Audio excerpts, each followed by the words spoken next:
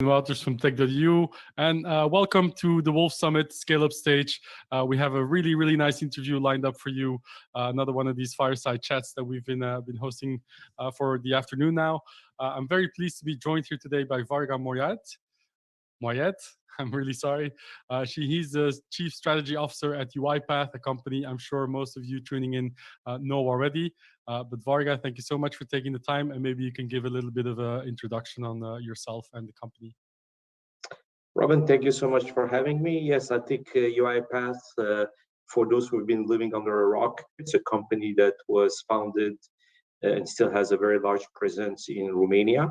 Robotic process automation is basically a white-collar robot, if you will, that automates clerical works and most things that humans do in front of a computer. Yeah, that's a great summary. I'm sure there's much more to it, but that's a really nice elevator pitch, I would say. What is your role at the company, just to be clear? I'm sorry, could you say that again? What's your role at the company? Yeah, I'm the Chief Strategy Officer. Like the title indicates, I worry about the overall strategy of our company, work obviously with my colleagues on the roadmap, the go-to-market, and so on and so forth. And as well as spend time with our largest customers around the world to help them scale our technology and hear their feedback about our technology, because you can't just do strategy in vacuum unless you're very much in contact with your largest clients. Yeah, that sounds very logical to me. Thank you again for joining us and taking the time to join us for the Wolf Summit here. Maybe as a first question, because this comes up quite a lot when you follow European tech, how did a company the size and the scope of UiPath manage to arise not from the main hubs, the Londons, Berlins, Paris of this continent, but from Romania of all places? Was that a fluke, or do you think that's something that is sort of natural and something that will happen again in the future?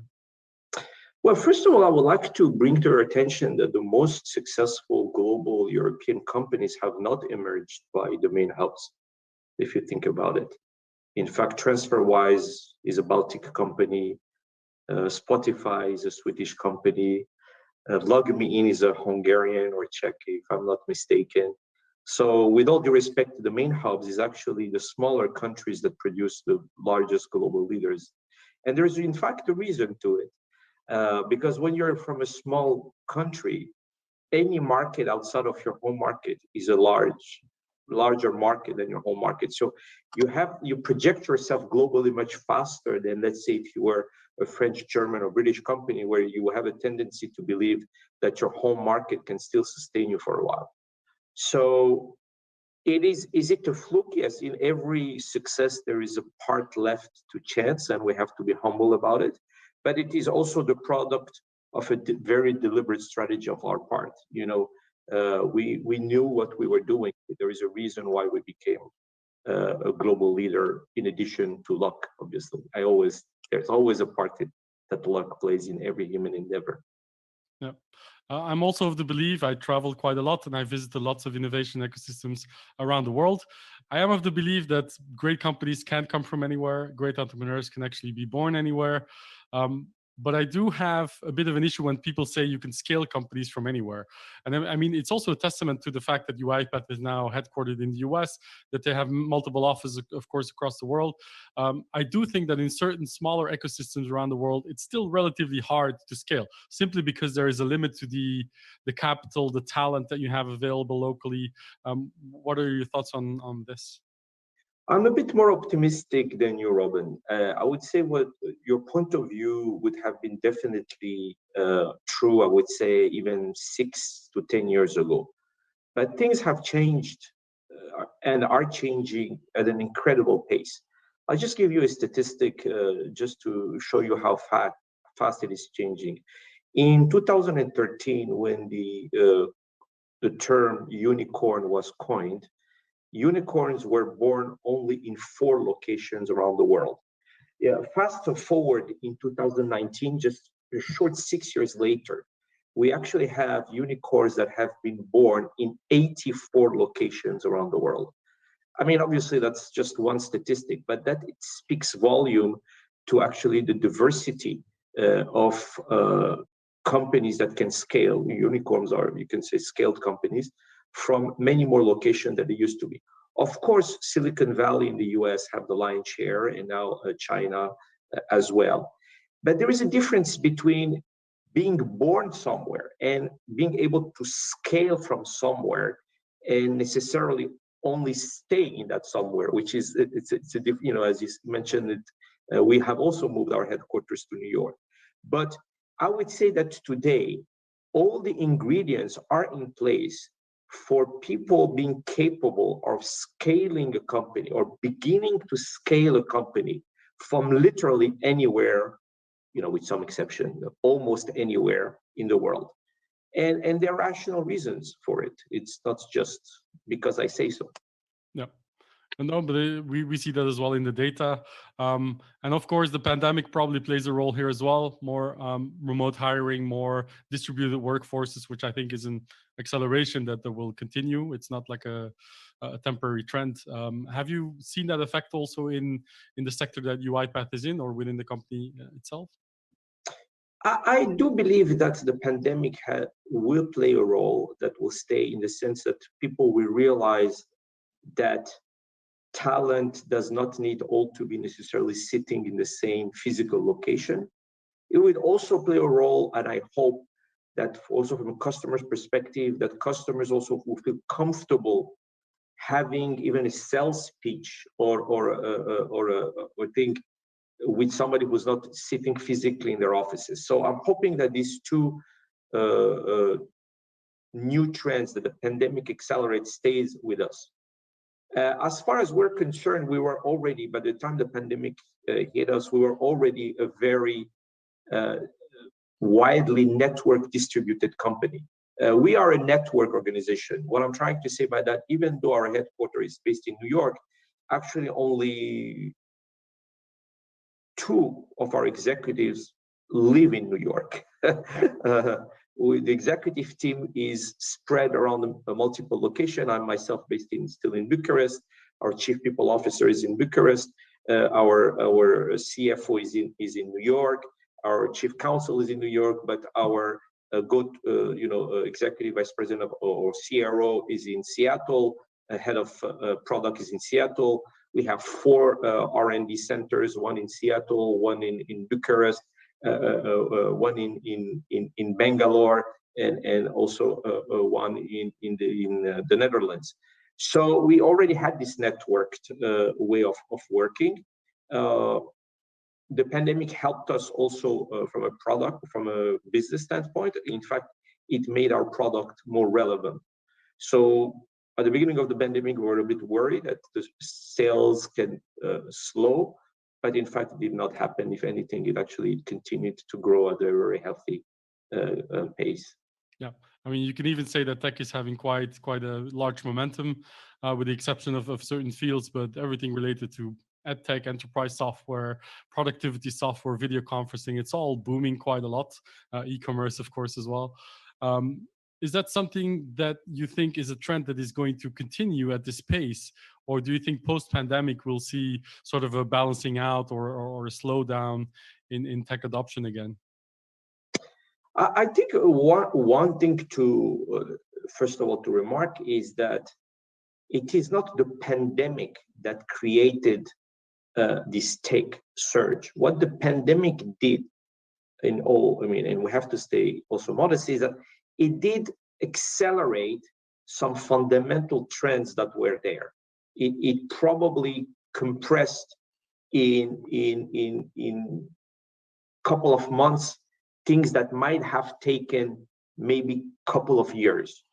So there's this joke that says the chief digital officer of our company is COVID, because it now forced people's hand to do things. But the fundamental trends were there. I mean, the continuous rise of tech in general, the continuous adoption of cloud, the continuous progress of the SaaS model in the software industry, all of these trends were firmly already in place.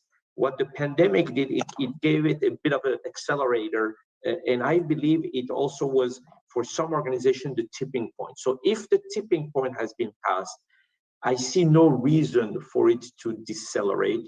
I think if anything, it will either continue at the same pace or can even actually accelerate. Yeah, it will be interesting to watch for sure. But a lot of people tend to subscribe to that notion indeed. Another thing that's quite noticeable in the tech industry is that there is a lot of capital available. In fact, some would say an abundance of capital, maybe even a saturation when it comes to late stage. There is a tremendous amount of private equity, venture capital available. There's SPACs everywhere being listed left and right in Europe, a bit slower than in the US, but it's still happening at a rapid clip, even here. Do you think that is also something that will be corrected, or do you think that's something that will continue to flow into tech in the years to come?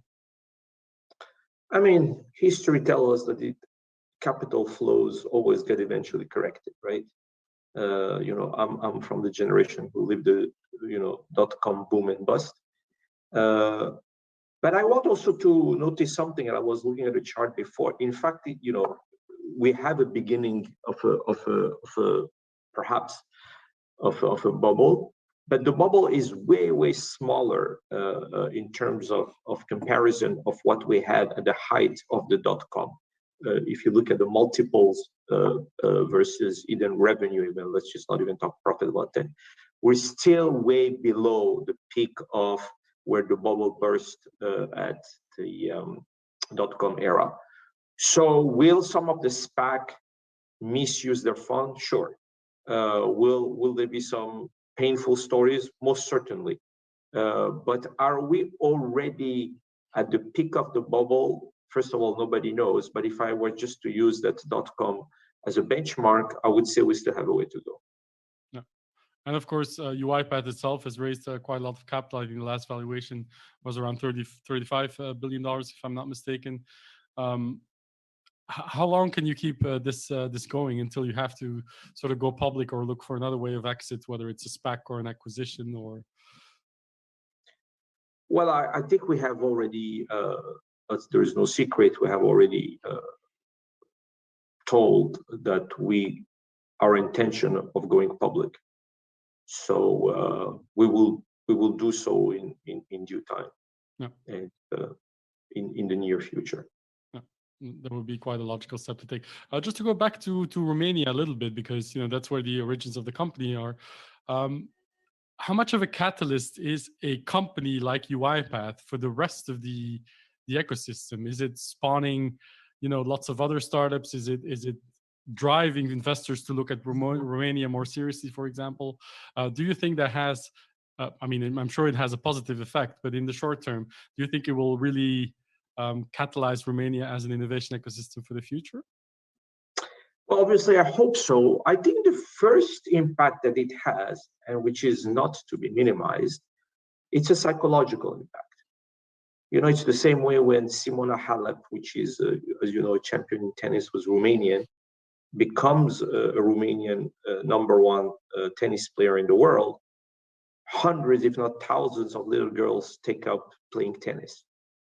And to a certain extent, and I know it firsthand, this notion is a lot of young entrepreneurs say, me too, I can. They start believing, or they start allowing themselves to dream bigger. So that is not to be, how can I say, dismissed as an impact.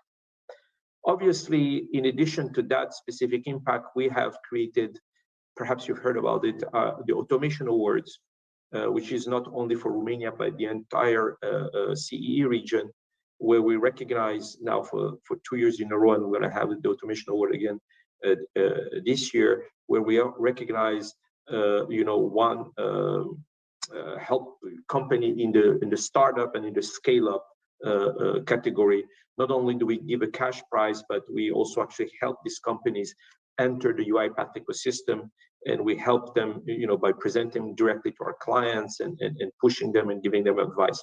So we are already in a modest way giving back. And then you will have the third eventually impact, which is the UiPath alumni net effect, which you're going to have a generation of managers that have actually personally lived what scaling up and going global means, and then hopefully will either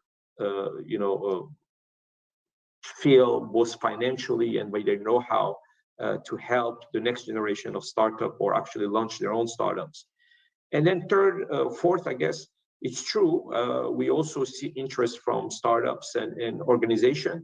For instance, an organization such as Endeavor, I don't know if you've heard of this organization, that has set shop now in Romania and was in part attracted to Romania through the UiPath story. So there is definitely things that are getting organized, and we can already see the beginning of the positive effect.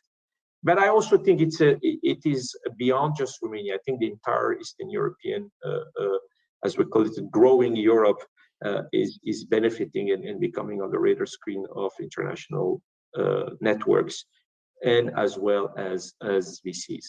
Yeah, I very much agree. This is also the reason that we're hosting a CE Scaleup stage. We wouldn't be able to if there weren't any Scaleup. So you can see things are moving quite rapidly in the region. Maybe as a final question on that topic, what do you think is lacking still? Is it policymakers that are still behind? Is it investors that are still not moving fast enough, or not enough smart capital that moves fast enough? What do you think is still lacking in the region that could lead to more companies the size of UiPath maybe in the future? I think the biggest barrier is actually the first thing I mentioned is a mindset. I think first of all, we don't have yet second generation entrepreneurs. Like, we don't have, by definition, the serial entrepreneur. So somebody's done it, and but I think today, actually, I don't know if any people will relate to what I'm going to say, but eventually they will. Most of the things are in place, better than ever, for people from this region to be able to scale a company at a global level. Their number one barrier is their mindset. Are they capable of thinking big enough? Are they capable of attracting talent that is better than themselves? And this is the last barrier to conquer. Yeah, I agree that this is not just an issue for CE region, but maybe all of Europe. Sometimes believing that you can and dreaming bigger and having role models like UiPath actually go in front of you, to follow in the footsteps is definitely one of the key issues here. But I'm interested in the fact that you didn't sort of single out policymaking, because what we notice now, at least on the European level and in certain member states, there's a movement of governments getting really, really involved, doing direct investments, setting up programs to make sure that startups can sort of, graduate from startup to scale up and eventually global category leading companies. Do you think there is anything lacking there in the CE region at the moment that could be fixed? Well, I was actually in the EU summit just this week when they made the declaration. I said this is like non-traditional medicine, in the sense that if it doesn't help, it won't hurt. In the sense that obviously, if the policymakers also have more pro business policies, it won't hurt. But honestly, I don't see that anymore as a barrier, because again, the pond is not Europe, the pond is the world.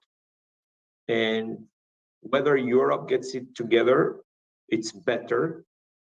But even if it doesn't, particularly for tech, I don't think it's an issue anymore. Besides some very, maybe weird things here and there. Because especially if you're in the SaaS environment, etc., physical location it's not so important anymore. So yes, obviously it would be better if it's easier to create companies across the EU. Yes, of course, it would be better if all the countries had favorable stock option policy. Yes, it would be better if we had visas to allow a talent that is not physically located in the EU to come. But again, you can now work with talent based in India without bringing them. Again, you can provide SaaS product and you don't need to necessarily have to create a company in every European country.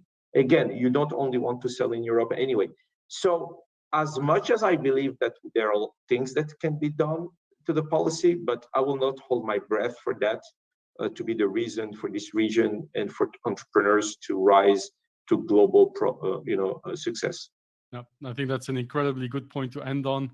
And I agree very much with that notion that entrepreneurs are going to be entrepreneurs anyway, whether policymakers cooperate or not. But UiPath, definitely a great story, still in the making. Definitely good that it came from the CE region, just to showcase what can happen in terms of innovation in those parts as well. Thank you so much, Mr. Moyet, for joining us today and clarifying a little bit about the UiPath and the way that you see the CE region develop. Thank you so much.